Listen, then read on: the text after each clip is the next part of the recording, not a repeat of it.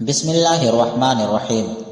حمید بن عبد الرحمن نے خبر دی اور ان سے ابو ہریرہ رضی اللہ عنہ نے بیان کیا کہ ہم نبی کریم صلی اللہ علیہ وسلم کی خدمت میں تھے کہ ایک شخص نے حاضر ہو کر کہا کہ یا رسول اللہ، میں تو تباہ ہو گیا۔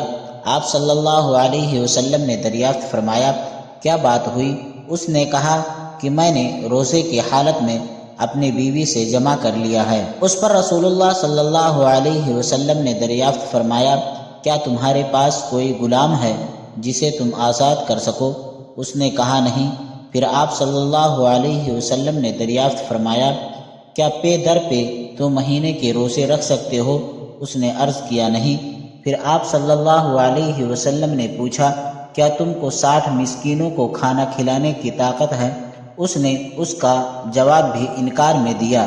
راوی نے بیان کیا پھر نبی کریم صلی اللہ علیہ وسلم تھوڑی دیر کے لیے ٹھہر گئے۔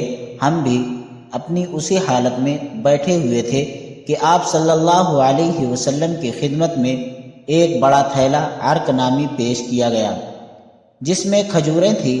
عرق تھیلے کو کہتے ہیں جسے کھجور کی چھال سے بناتے ہیں۔ نبی کریم صلی اللہ علیہ وسلم نے دریافت فرمایا کہ سائل کہاں ہے؟ اس نے کہا میں حاضر ہوں۔ آپ صلی اللہ علیہ وسلم نے فرمایا اسے لے لو اور صدقہ کر دو۔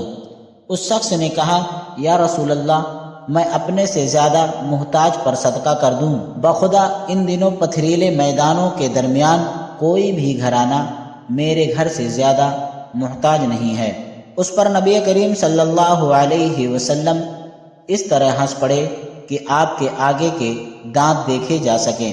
پھر آپ صلی اللہ علیہ وسلم نے فرمایا کہ اچھا جا اپنے گھر والوں ہی کو کھلا دے۔ صحیح بخاری حدیث نمبر 1936۔